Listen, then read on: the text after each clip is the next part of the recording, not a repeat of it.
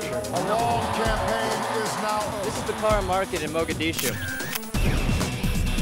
NATO's military success against many Western nations. This is On Assignment.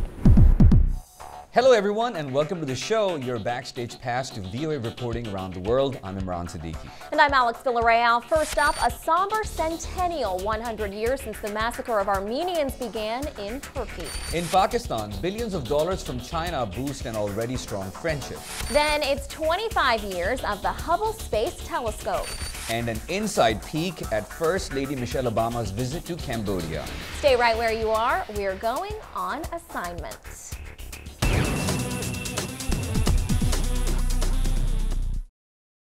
It was 1915, during World War I, when a wave of violence all but wiped Armenians from the map in Turkey and other parts of the dying Ottoman Empire. Hundreds of thousands died. Historians say more than 1 million, in what many scholars and Armenians view as the 20th century's first genocide. The Turkish government today says the mass killings were not ordered by the government and happened during a war in which Turks were also victims. VOA Webb reporter Mike Eckel examined all sides' efforts to reconcile the past during a recent trip to Turkey. Here's his conversation with On Assignment's Rebecca Ward. A lot of competing views in Turkey and in this area of the country. How did you feel as a reporter listening to one story and listening to another story and then sort it all out and put it on paper? Well, the goal of the story was not to rehash old arguments and revisit old positions. It was genocide. No, it wasn't genocide. We killed you, you killed us. We killed more of you, you killed more of us. I mean, that's a pointless exercise. Journalistically, it's a pointless exercise. The goal was to try to figure out how the communities have evolved in the 100 years since these events happened. The role that the dynamic between the three groups and the role that the Kurdish population has played in expressing remorse and arguably through their struggle, creating a space for discussions of past events. That was the underlying impetus for the story. And I think talking not about what happened 100 years ago, but how the communities have moved forward, how the relationships have changed, how Turkish society has changed. It's worth noting Turkish society is very different than it was a generation ago. When even discussing publicly the issue of Armenians and genocide, you would have ended up losing your job, if not be thrown in jail. So that was the underlying goal, is not what happened 100 years ago, but how the groups have moved forward 100 years on. And weaving together those stories into this multimedia project it was a powerful experience hearing people talk about it today. Now you spoke to a number of academics and locals, many of whom were Kurds. How do they see their role in the mass killings that took place 100 years ago? What's interesting is that the dispute is often looked at through the prism of Turkish and Armenia. Turkey and Armenia there. Turks say it wasn't genocide, Armenia say it was genocide. End of story there. But the role of the Kurds in this history and in the landscape of this part of Turkey, I think, is one. Of course, it's known to the Turkish and the Kurds and the Armenian population, but I don't think it's known for a global audience, a wider audience. The Kurds, many Kurdish tribes and chieftains played a role in the killings and the deportation of Armenians that began in 1915. Not all. Some Kurdish tribes and chieftains actually sheltered Armenians, rescued them, helped them escape, helped them change their identities. But regardless, Kurds played a role in the killings. And now the Turkish relationship between the two groups is still a work in progress, an evolving position. And again, it hinges on what exactly happened on 1915. Was it genocide? Was it mass killings? But regardless, the dynamic is changing between the three groups 100 years after the killings. Now, what is the relationship now, or how are Armenians treated in Turkey, not just Armenians, but other Christian groups or ethnic minorities in Turkey? What's the relationship there? In Diyarbakir, as I said, there is, no one really knows what the population of these hidden Armenians are. In Istanbul, however, there's a sizable population of Armenians living openly, practicing their faith, engaged in commerce. 40,000 to 60,000 is the number of Armenians that are believed to be living openly in Istanbul. There's no overt discrimination that the Armenians feel on a routine basis. And you can read Mike's full report, Atonement on the Tigris, and see all the multimedia elements associated with it at projects.voanews.com/atonement-tigris.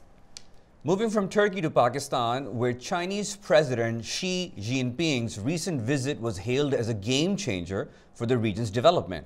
China is investing billions of dollars to develop roads, railways, and gas and oil pipelines for the so-called China-Pakistan Economic Corridor. Right, and the proposed corridor would link northwestern China to a key port in Pakistan on the Arabian Sea. VOA Islamabad correspondent Aisha Tanzim has been covering the project. Pakistan is claiming the visit of President Xi will hail a new era of geo-economic relations between the two countries.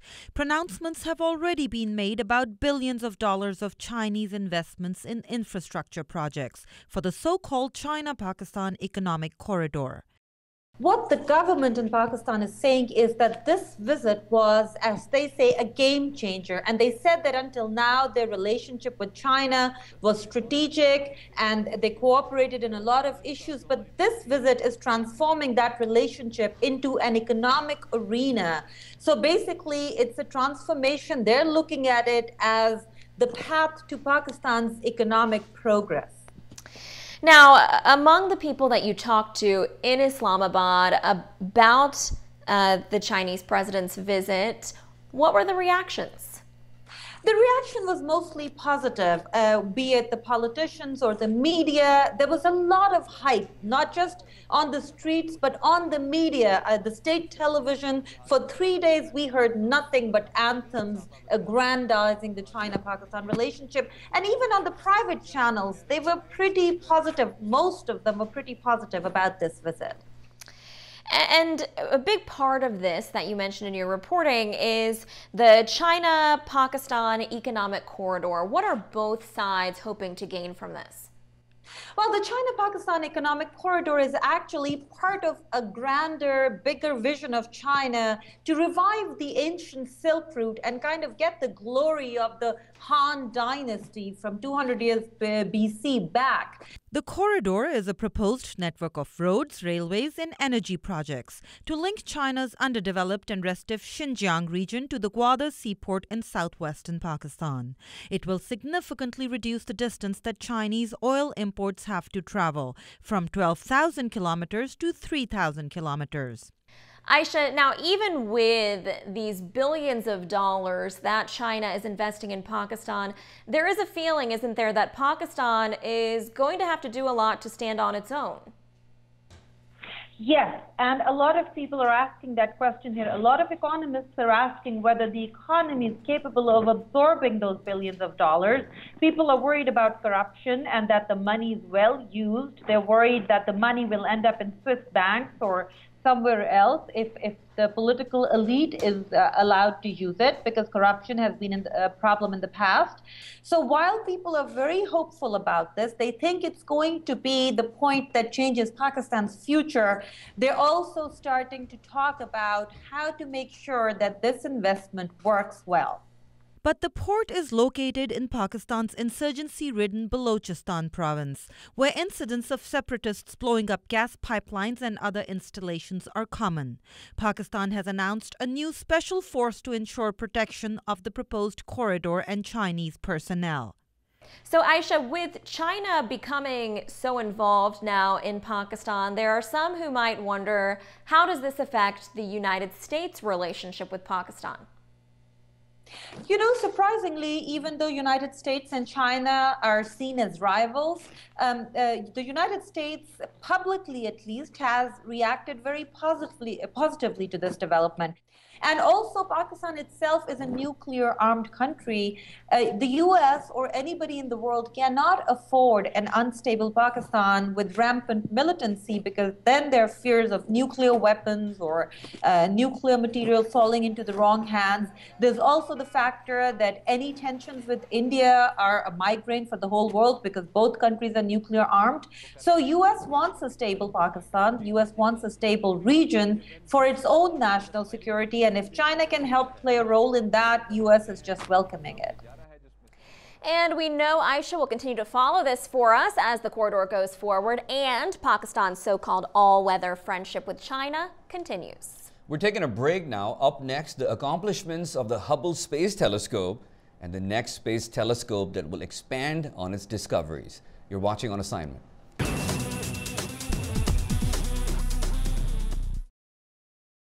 April marked the 25th anniversary of the Hubble Space Telescope. It continues to operate, but its successor is on the way. The new James Webb Space Telescope will be launched in 2018, an $8 billion observatory designed to expand on the knowledge gained from Hubble. And joining me right now is Roseanne Skirble to talk more about this. Thank you so much for joining us. Hubble is going to stay active. And then we have another telescope going, Webb Space Telescope. What makes it so different? While Hubble was flying in low Earth orbit, James Webb will be flying out about 1.5 million kilometers from Earth in a darker part of the universe. So that's one thing. Another thing is that its mirror is 6.5 times actually, bigger than Hubble's.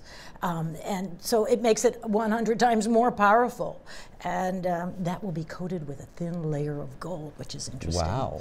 And finally, and maybe most importantly, is that it's an infrared telescope, which means it goes beyond the visible light into the infrared spectrum. So it will be able to see back in time. And when you say back in time, that means from the moment of the Big Bang to 100 million years that we don't know about. Exactly. We don't know about that period of time. So that's how far back, and that's one of the main purposes, is to study that period of time that we don't know about. And it will be able to look in this infrared light at the earliest objects in the universe. Those that are the faintest that Hubble just can't touch in this infrared spectrum. And they can see. It will be able to see through cosmic dust and into the atmosphere. And also, it will be probing the atmosphere and the exoplanets for chemical signatures of life. So that's pretty exciting. That's amazing. It'll be 1.5 million kilometers from Earth. It needs to keep cool. The telescope needs to keep cool. So it's carrying with it a sunscreen, but not just any old sunscreen, a 5-layer sunscreen that's about as big as a tennis court, if you can imagine. And that will keep it minus 200 degrees Celsius. Okay. Cool. And so if the shield is like a size of a tennis court, how big is the telescope itself? Well, the telescope is big too, and so the problem was, how do you get a telescope this big with a mirror 6.5 times bigger than Hubble's? How do you get that in the space in a rocket and actually get it out? Well, they had to fold it up literally and put it into the rocket, and then it will unfold like a flower in space. Okay. And the scary part is they only have one chance. That's what I wanted to ask you. There are two things to note here. There won't be a chance to repair the Webb telescope, but scientists are really expecting big things from the new observatory. But when we say that we can't repair it, that means first it's going on a one-way ticket, and second, we can't fix it if something happens. No, I mean, the Hubble we could, because we had the space shuttle. Low Earth orbit space shuttle, perfect. This is going 1.5 million kilometers from Earth. So there's no chance of fixing it in any way. So they have to get it right the first time. And scientists are hoping, obviously, that this can expand our knowledge of what we know about in the universe. The mission is to search for stars and galaxies, to watch them form, to observe their development, and to also measure these physical and chemical properties of the universe. Okay. And lastly, when is the launch? The launch is in 2018, and I'm not sure of the exact date in 2018. They, according to what I've read most recently, they are on schedule, but it is still 3 years away. All right, we'll keep our eyes on it. Thank you so much for joining us. It was a pleasure. Roseanne Skirbel, thank you. We're taking another break. On the other side, joining the First Lady of the United States, but in Cambodia. You're watching On Assignment.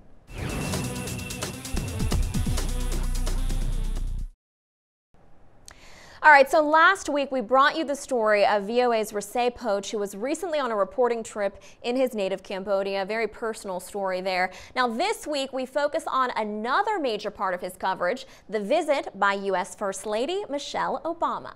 And Michelle Obama was in Cambodia to launch Let Girls Learn, an initiative to help keep millions of girls worldwide in schools.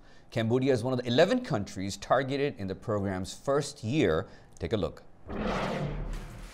When girls get educated, when they learn to read and write and think, that gives them the tools to speak up and to talk about injustice and to demand equal treatment. It helps them participate in the political life of their country. So, Rasay, you went to your home country to cover First Lady Michelle Obama's visit. Talk to us about the response she got. Oh, it's fantastic, because this is actually history in the making, because this is the first time that a First Lady is in the White House visiting Cambodia. Jacqueline Kennedy did that before, but after she left the White House. So this is historic for Cambodia. And a bit of a historic moment for you too, covering it as a reporter. What was that like? In terms of security, it was extremely tight, because her trip happened right after she went to Japan. She went to Japan and then on the way to Cambodia. And at the time, there was a phone call threat to the ambassador in Japan about, somebody tried to harm her, to hurt her. So right after that, she was going to Cambodia. So as you can imagine, the security was extremely tight. I covered President Obama's trip to Cambodia in 2012. It wasn't like that. It's totally different. Wow. So you had an opportunity, a moment when you were in the same classroom with her, but you talk about this tight security and these restrictions. So how much access did you really have? Well, we were in the same classroom with her. We can see her, but if you turn around, you see all the Secret Service personnel, both from the U.S. and from Cambodia. So when you talk to your fellow Cambodians and the people who are living there about what this moment meant for them to see the U.S. First Lady in their land, what did they tell you? They are excited, more than that, more than just the First Lady's presence in Cambodia. They were excited about the program that she promotes. Hung Chu-kek, the president of the local rights group Likato, expressed optimism after joining a roundtable discussion with Mrs. Obama on Saturday. The U.S. First Lady's visit is very good, not just for our country, but for the world, as I believe it encourages everyone to pay attention to education, especially girls' education. I think the President's Let Girls Learn program has a lot of positive impacts. Although we might not see them immediately, I'm confident in the future we will. In Cambodia, girls traditionally go to school for a few years, and then they had to help out with the family, making a living. So that part is more exciting to the Cambodian people. But at the same time, they're also excited. A lot of people, when the motorcade went by, they stop and they wave. A lot of people take pictures. They are excited. Yeah, so what kind of response then within sort of the Cambodian government has her education initiative gotten? Are there a lot more efforts going on now to educate girls? As I understand, the program has partnered, the U.S. has partnered with Cambodia, as well as 11 other countries around the world that are part of the Let Girls Learn. So it's not a effort of the U.S. only. This is helping Cambodia, and as the President Obama mentioned in his speech when he launched the program, this program helped Cambodia, and in turn it helped the world, also helped the community that the girls live in. And but one point that the Cambodian Prime Minister, he criticized the First Lady afterwards. He criticized her that the effort that the U.S. did not fund the program completely. But as a matter of fact, the U.S. Embassy in Cambodia mentioned that the U.S. already gave $40 million to that program. So it's not that the U.S. not helping. Moving now to some first ladies of rhythm. Ooh. Yeah, beat by beat, the 80 members of an all-female percussion troupe in Washington are challenging traditional notions about the drums. Yeah, and the group captivates audiences with its dynamic performances here in the nation's capital, but you have to see it to understand. Check it out.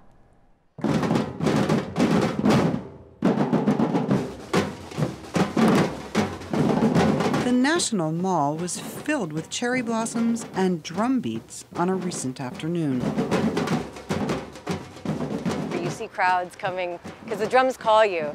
And I mean, the power of the drum itself is something that when you're playing it, and especially with such a large group, we have 80 members, that it's something that's transcendental. Sometimes you don't even feel like your feet are touching the ground anymore. Allison Rodden is Batala Washington's musical director. The music we play is called samba reggae. Batala Washington was formed about 8 years ago as part of an international music project that plays Brazilian samba reggae rhythms, which are rooted in traditional African drumming. This is the first Batala band in North America, and also the first all-women group. Drums are something that are incredibly empowering. Girls, when they're growing up, they're not encouraged to play drums. They're encouraged to play other instruments oftentimes. And so you don't see many female musicians that play the drums, so we decided we're going to change that. The band members, all volunteers, come from all walks of life and ethnic backgrounds. Some have musical experience, but that's not required, says Rodden. The only requirements are to be at least 21 years old and willing to make the time commitment. So practices are about 5 hours every week on Saturdays. We also have workshops during the week, sometimes before practice. And then on top of that, we have gigs, we have shows that we play. The nonprofit group plays at community events, festivals, and parades. At a recent performance for a marathon, Vanessa Bauza and other members played for almost 3 hours non-stop. I love the music, I love the energy, I love the dancing. It makes me feel great. It makes me feel alive. And those feelings are infectious. It made me feel energized. I didn't sleep well last night, but now I feel like I had a lot of coffee. Energized. It's beautiful.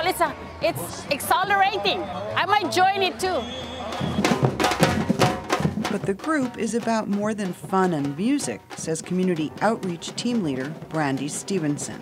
What we do is partner with various organizations locally on various activities. That could be anything from, volunteering at a soup kitchen or a women's shelter, just to show them the positive aspects of, being a female. Band members say their Batala experience exceeds their expectations on many levels. One more! And they cherish the sisterhood it has created. For producer June So, Amy Katz, VOA News, Washington. Well, Alex, just like a great drummer, it's time for us to beat it. You know what? It is, and it's a sad moment for us, the time to end our show. But if you'll come back and see us next week, we'll show you how our reporters are covering stories like high-speed rail in Asia and a museum devoted to the Bible under construction right here in Washington. Yeah, it is. Well, until then, thanks so much for watching, everybody. On behalf of all of us here on the On Assignment team, goodbye from Washington and have a great week ahead.